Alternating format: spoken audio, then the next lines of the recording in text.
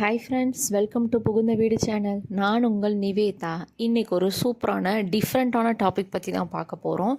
அதாவது monthly period வந்தாலுமே pregnancy confirm ஆகுமா, மந்த்லி வந்து எனக்கு பட்டுச்சு இப்போ கன்ஃபார்ம் ஆகிருக்கு அப்படின்னு சொல்லிட்டு ஒரு சப்ஸ்கிரைபர் சொல்லியிருக்காங்க.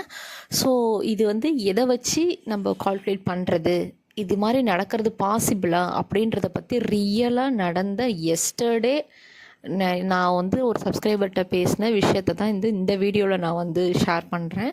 அதுக்கு முன்னாடி நம்ம சேனலை சப்ஸ்கிரைப் பண்ணாதவங்க சப்ஸ்கிரைப் பண்ணிக்கோங்க. என் ஃபோன் நம்பர் வேணும்னு கேட்குறீங்க.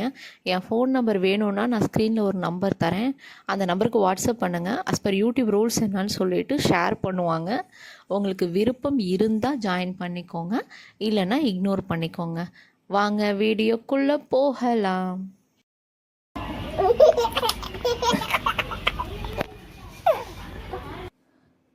நான் ஸ்க்ரீனில் ஒரு ஸ்க்ரீன்ஷாட் அட்டாச் பண்ணியிருக்கேன். அந்த அட்டாச்சில் உள்ளதை பாருங்கள். என் ஃப்ரெண்டோட ஹப்பி அப்ராடு போய் 2 months ஆகுது. அவள் அதுக்கப்புறம் பீரியட்ஸ் ஆகிட்டாலாம். பட் இந்த மந்த்து 15 days தள்ளி போய் கார்டு போட்டால் பாசிட்டிவ் வருதான். எப்படிக்கா வரும்? 2 times கார்டு போட்டாலும் பாசிட்டிவ் தான் வருதான். ஃபேமிலியில் ரொம்ப இஷ்யூ பண்ணிட்டாங்க. அவங்க மாமியார் இஷ்யூ பண்ணிட்டாங்க. ஏதாச்சும் ஐடியாவுக்கு சொல்லுங்கள் சிஸ்டர் அப்படின்னு சொல்லியிருக்காங்க. நான் அதுக்கு ரிப்ளை பண்ணியிருக்கேன் பாருங்கள். சில பேருக்கு லாஸ்ட் மந்த்து தங்கி இருந்த கசடு வந்திருக்கும் லைட்டாக. அவங்க அதை பீரியடுன்னு நினச்சிருப்பாங்க. சரியாக பட்டிருக்காது ப்ளீடு. அவங்க அதை பீரியடுன்னு நினச்சிருப்பாங்க. நெக்ஸ்ட் மந்த் அப்படியே பேபி வயிற்றில் இருந்திருக்கும். நெக்ஸ்ட் மந்த்து தான் தெரிஞ்சிருக்கும்.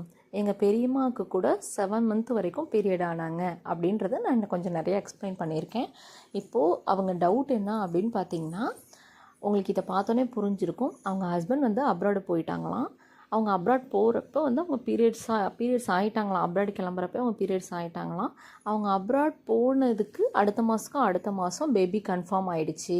அப்போ வந்து நான் அப்ராடில் இருக்கேன், எப்படி பேபி கன்சீவ் ஆனாங்கன்னு சொல்லிட்டு 2 பேத்துக்கும் மிஸ்கம்யூனிகேஷன் வந்துருச்சு. ஸோ வீட்டில் உள்ளவங்களும் பெரியவங்களும் அந்த லேடியை தப்பாக நினச்சிட்ருக்காங்க. இதுதான் ப்ராப்ளம். ஸோ இந்த ப்ராப்ளத்துக்கு என்ன சொல்யூஷன் சொல்லி பார்த்தீங்கன்னா, அந்த லேடி வந்து அவங்க ஹஸ்பண்டோட ஃபேமிலியில் இருக்க முழுதே வந்து அவங்க கன்சீவ் ஆகிட்டாங்க. பட் அவங்க பீரியட்ஸ் ஆகிட்டாங்கன்னு சொல்லியிருக்காங்க பாருங்கள். அது சரியான முறையில் பீரியட்ஸ் ஆக கிடையாது. ஏன்னா சில பேருக்கு வந்து நம்ம ப்ரெக்னென்சி ஆனாலுமே லாஸ்ட் மந்த்து தங்கியிருந்த கசடு வந்து கொஞ்சம் லைட்டாக படும். ஸோ அதை வந்து நம்ம பீரியட்ஸ்ன்னு நினச்சிப்போம். ஃபார் எக்ஸாம்பிள், இப்போ எனக்கு பார்த்திங்கன்னா, ஸோ நான் அடுத்த வார்த்தையில் நான் அதை தான் சொல்லியிருக்கேன். எனக்கு பார்த்திங்கன்னா, எனக்கு வந்து ஒரு 41வது நாள் ப்ளீடிங் ஆணுச்சுன்னு சொல்லியிருந்தேன். 3 நாள் ப்ளீடிங் ஆணுச்சு. 3 பேடு மாற்றினேன் அப்படின்னு சொல்லியிருந்தேன்.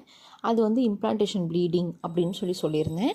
ஸோ இம்ப்ளான்டேஷன் ப்ளீடிங் எனக்கு 3 நாள் இருந்தது. அது வந்து எனக்கு வந்து நான் மறுபடியும் இல்லை, எனக்கு ப்ரெக்னன்சி சிம்டம்ஸ் இருக்குது, நான் வந்து ஹாஸ்பிட்டலில் போய் கன்ஃபார்ம் பண்ணுறேன் அப்படின்னு சொல்லிட்டு மறுபடியும் நான் கார்டு போட்டு செக் பண்ணி பார்த்துட்டு உடனே நான் ஹாஸ்பிட்டல் போயிட்டு நான் பார்க்கவும் எனக்கு வந்து ப்ரெக்னென்சியாக இருக்கிறது எனக்கு தெரிஞ்சிருச்சு. அந்த ப்ளீடிங்கை நான் வந்து டாக்டர் மூலியமாக, இன்ஜெக்ஷன் டேப்லெட் மூலியமாக, பெட் ரெஸ்ட் மூலியமாக நான் சரி பண்ணிக்கிட்டேன்.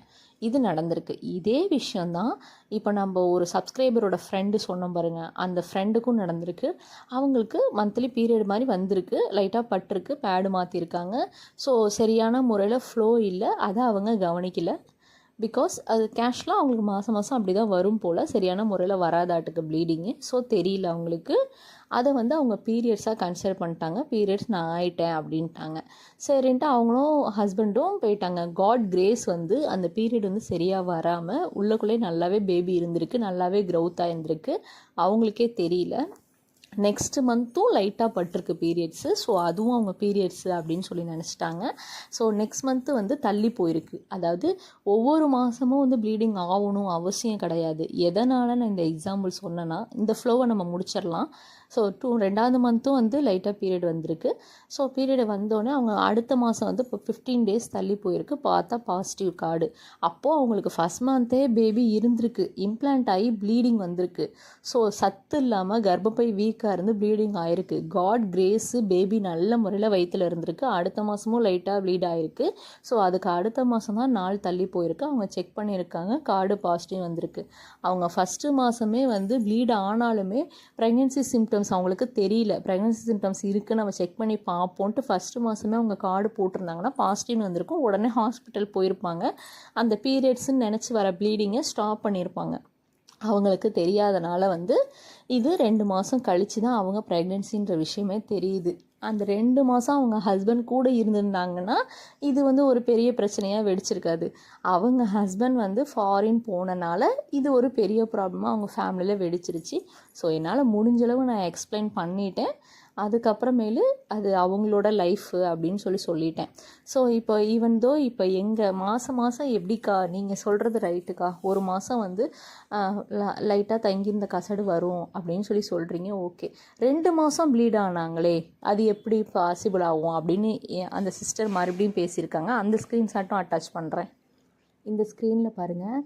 சரி, நீங்கள் சொல்கிறது 1 மந்த்து ஓகே, அவள் லாஸ்ட்டு 2 மந்த்து பீரியட் ஆகியிருக்கா, அது எப்படி பாசிபிள் அப்படின்னு கேட்டிருக்காங்க. ஸோ நெக்ஸ்ட்டு ஸ்க்ரீன்ஷாட்டில் நான் சொல்லியிருக்கேன், எங்கள் பெரியம்மாவுக்கு 7 மந்த்தாக ப்ளீடிங் ஆணுச்சு. ஸோ 7 மந்த்தாக ப்ளீடிங் ஆனாலும் 8th மந்த்து பேபி கன்ஃபார்ம் ஆச்சு. ஸ்டொமக்கில் 8 மாதம் பேபி இருக்குன்னு தெரிஞ்சுது. அப்போ அவங்க 8 மந்த்து எப்படி பீரியட் வந்திருக்கோம், 1 மந்தில் எப்படி கன்சீவ் ஆனாங்க, 8 மந்த்து பேபி எப்படி இருக்கும் அப்படின்னு கேட்டிருக்கேன். இப்போ நான் என்ன சொல்லியிருக்கேன்னு உங்களுக்கு புரியும். அதாவது நீங்கள் 2 மாதம் பீரியட் வந்துச்சு எப்படி பாசிபிள், நீங்கள் சொல்கிறீங்க எனக்கு 1 மந்த்துங்கிறீங்க, ஓகே, நீங்கள் சொல்கிறத அக்ரி பண்ணிக்கிறேன். அவள் 2 மந்த்தை பேடை மாற்றிருக்கா, அது எப்படி பாசிபிள் அப்படின்னு கேட்டிருக்காங்க. அதுக்கு தான் நான் ஒரு எக்ஸாம்பிள் சொல்லியிருக்கேன். எங்கள் பெரியம்மாவுக்கே 8 மாதத்துல தான் பேபி கன்ஃபார்ம் ஆகிருக்குன்னு தெரியும். இது நான் ஆல்ரெடி ப்ரெக்னென்சி மோட்டிவேஷன் வீடியோவில் போட்டிருக்கேன், நீங்கள் போய் பாருங்கள். ப்ரெக்னென்சி மோட்டிவேஷன் புகுந்து விடுன்னு போட்டிங்கனாலே எங்கள் பெரியம்மாவோட ஸ்டோரி வரும். அதில் பார்த்தீங்கன்னா 8 மாதம் அவங்க நார்மலாக எப்படி பீரியட்ஸ் நம்ம எல்லாருமே ஆகுமோ அது மாதிரி ஆயிருக்காங்க. ஸோ மந்த்லி பீரியட்ஸ் ஆகிட்டே தான் இருந்திருக்காங்க. 8வது மாதம் ஒரு டைம் தலை சுற்றி வந்துருச்சு, முகம்லாம் பலபலன்னு இருக்குது அப்படின்னு சொல்லிட்டு எங்கள் அப்பா எங்கள் அம்மாட்ட உங்கள் அக்கா கன்சீவ் இருக்க மாதிரி இருக்குது, முகம்லாம் பலபலன்னு இருக்குது, வயிறு வேறு பெருசாகுது அப்படின்னோடனே, இல்லை ஏதாவது சதை போட்டிருக்கோம், நான் அதெல்லாம் தலை குளிச்சுட்டு தான் இருக்கேன் மாதம் அப்படின்னு சொல்லிட்டு எங்கள் பெரியம்மா எங்கள் அம்மாட்ட சொல்லியிருக்காங்க. சரி, எதுக்கும் ஒரு டைம் போய் பிளட் டெஸ்ட் எடுத்துகிட்டு வரதில் என்னக்கா பிரச்சனை, வயிறு நல்லாவே பெருசாக இருக்குக்கா, நம்ம போய் பார்த்துட்டு வந்துடலாம் அப்படின்னு கூட்டிகிட்டு போயிட்டு பிளட் டெஸ்ட்டில் எடுக்கும் பொழுது நீங்கள் 8 மாதம் நீங்கள் ப்ரெக்னெண்ட்டாக இருக்கீங்க அப்படின்னு சொல்லியிருக்காங்க. 8 மாதம் குழந்த வயிற்றில் சுமந்துட்டு மந்த்லி பீரியட்ஸ் 8வது மாதம்தான் பேபி இருக்கிறது எங்கள் பெரியம்மாவுக்கு தெரியும். இது ஒரு 20 வருஷத்துக்கு முன்னாடி நடந்த ஒரு விஷயம். ஸோ இதுக்கு மேலே ஒரு பெரிய எக்ஸ்ப்ளனேஷன் தேவையே கிடையாது. ஸோ அதனால தான் நான் அவங்கக்கிட்ட டீட்டெயிலாக சொல்லிட்டேன், அது அவங்களோட லைஃப்மா. ஸோ நான் என்னோடய மெசேஜ் எல்லாம் காட்டுங்க, அவங்களுக்கு புரிஞ்சு ஹாப்பியாக அந்த பேபியை ஏற்றுக்கிட்டு நல்ல முறையில் பாண்ட் பண்ணுறதும், இல்லை சண்டை போட்டுட்டு அந்த பொண்ணை சந்தேகப்பட்டுக்கிட்டு இந்த மாதிரி லைஃப்பை ஸ்பாயில் பண்ணுறதும் அது அவங்களோட ஓன் இஷ்டம், அவங்க லைஃபு. ஆனால் என்னை பொறுத்த வரைக்கும் இதுதான் அங்கே நடந்திருக்கு. அதர்வைஸ் கடவுளோட இதுதான்.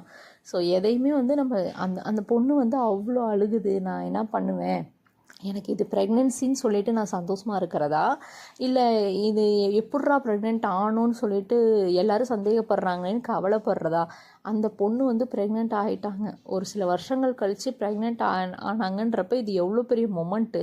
ஆனால் அதை செலிப்ரேட் பண்ணாமல் இப்படி நடக்கிறப்ப இது அவங்க மேலேயும் குறை சொல்ல முடியாது, இந்த கேர்ள் மேலேயும் குறை சொல்ல முடியாது. இது ஒரு சூழ்ச்சமாம் அப்படின்னு தான் சொல்லலாம். நான் என்ன சொல்கிறேன், இதையே ஹாப்பியாக ஏற்றுக்கிட்டு நல்ல முறையில் லைஃப்பை கொண்டு போகணுன்னு சொல்லிட்டு நானும் வேண்டிக்கிறேன். அவங்க யார் எவருன்னு எனக்கு தெரியாது. என்னால் முடிஞ்ச முயற்சியை என் லைஃப்பில் நடந்ததை என் பெரியம்மாவோட லைஃப்பில் நடந்தது நான் சொல்லிட்டேன். உங்களோட கருத்து என்ன, இந்த இடத்துல என்ன நடந்திருக்குன்றதை கமெண்ட் பண்ணுங்கள். Bye friends.